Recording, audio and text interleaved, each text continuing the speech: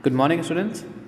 Class 9th, subject science, and in this class, we are going with the question of chapter force and laws of motion.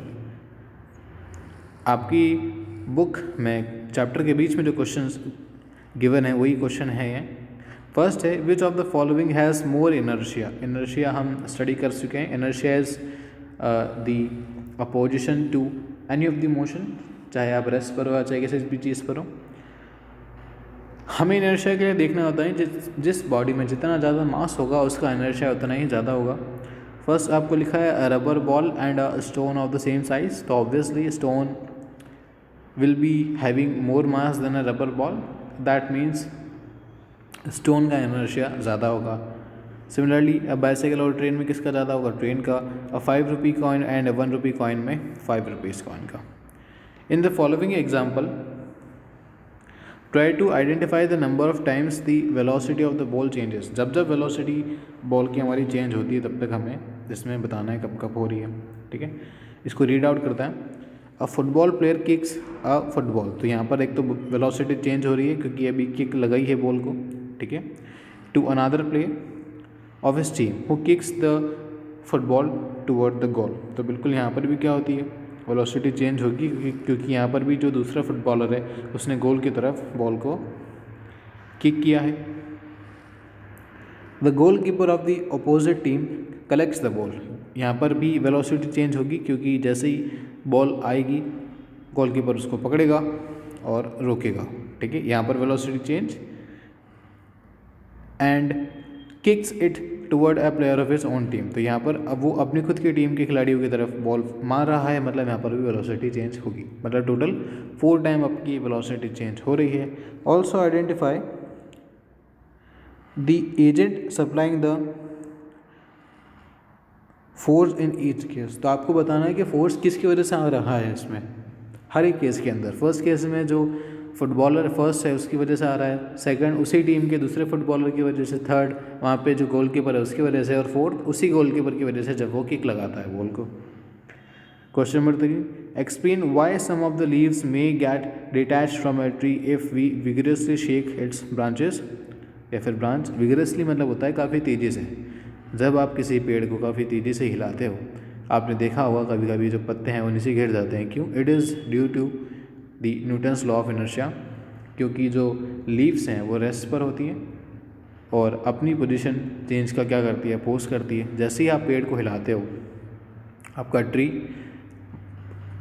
अपनी position change कर लेता है. Position change करने का मतलब shift करना नहीं है, अपनी पोजीशन चेंज करने का मतलब रेस्ट से कहाँ पर आ जाता है, मोशन में आ जाता है. लेकिन लीव्स अभी भी कहाँ रहना चाहती है, रेस्ट की वजह, रेस्ट में रहना चाहती है. और इसकी वजह से उसमें क्या आ जाता है, एक जर्क आ जाता है, एक फोर्स जनरेट हो जाता है, जिस फोर्स की वजह से वो क्या करती हैं, डिटैच हो जाती हैं. डिटैच मतलब अलग हो जाती है. Question 4, why do you fall in the forward direction when a moving bus brake to stop and fall backward when it accelerate from rest. ये हमने जब इनर्शिया रूल पढ़े थे तब इसको स्टडी किया भी था. क्योंकि जब हमारी बस मूव कर रही है तब साथ साथ हम भी मूव कर रहे हैं. लेकिन जैसे ही बस रुकती है, अब बस तो अपने मोशन से रेस्ट पर आ जाती है लेकिन हमारी बॉडी अभी भी मोशन में होती है. मोशन में होने के कारण वो आगे की तरफ मतलब फॉरवर्ड डायरेक्शन में मूव कर जाती है. और जैसे ही बस को एक्सेलरेट किया जाता है मतलब स्पीड दी जाती है, तब बस रेस्ट से कहाँ आ जाती है, मोशन में आ जाती है. लेकिन हमारी बॉडी अभी भी कहाँ रहना चाहती है, रेस्ट में. और इस वजह से वो बैकवर्ड डायरेक्शन में आ जाती है. ठीक है. क्वेश्चन फर्स्ट यहाँ पर आपको लिखा है, if action is always equal to reaction explain how a horse can pull a cart. अगर एक्शन रिएक्शन के इक्वल होता है तो हॉर्स किसी गाड़ी को कैसे खींच पाता है, यह आपको एक्सप्लेन करना है.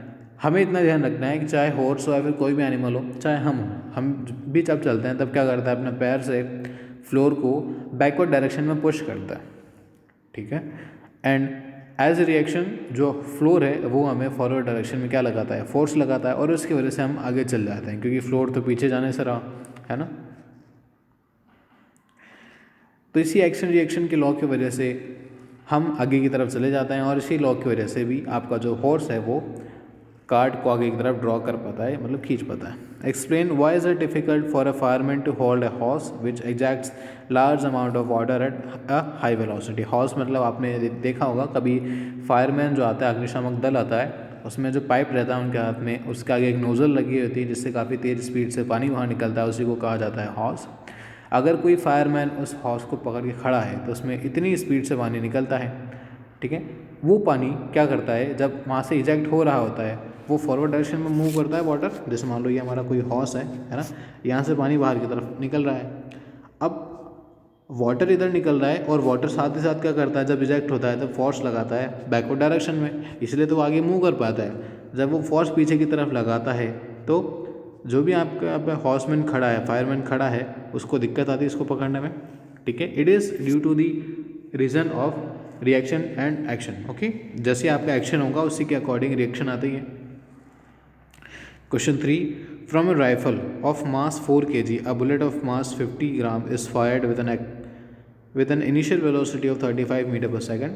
Calculate the initial recoil velocity of the rifle. Recoil मतलब जब बुलेट फायर हुई उसकी वजह से कुछ फोर्स आपकी राइफल में भी आया होगा और उस फोर्स की वजह से जो वेलोसिटी आई राइफल में, उसी को हम कहेंगे क्या, रिकॉइल वेलोसिटी। और वही आपको निकालना है। जब भी आपको मास और वेलोसिटी गिवन हो, आपको एक ही चीज़ कैलकुलेट करनी है, क्या, आप उसका मोमेंटम।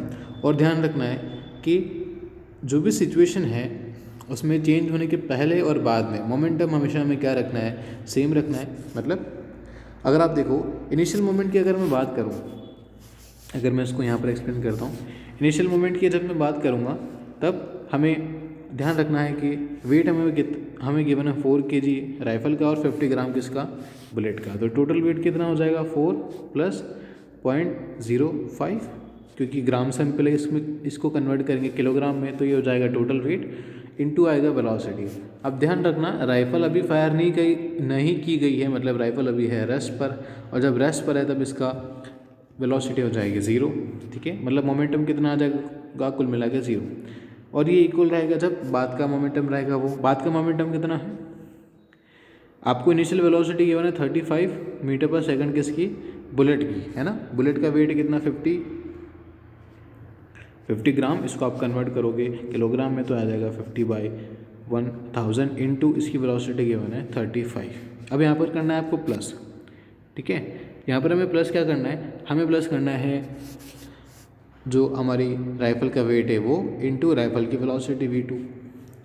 यहाँ आप कंफ्यूज मत होना कि यहाँ पर हमने प्लस क्यों करा है। हमें जब भी मोमेंट निकालना रहेगा, अगर ये पूरा एक सिस्टम था तब हमने डायरेक्टली यहाँ पर वेट प्लस कर दिया था, और जब ये सिस्टम अलग अलग हो जाएगा, मतलब बुलेट अलग हो गई और आपकी राइफल अलग हो गई, तब हमने इसका वेट अलग अलग कैलकुलेट करना है, मोमेंटम अलग अलग कैलकुलेट करके फिर ऐड करना है, ठीक है।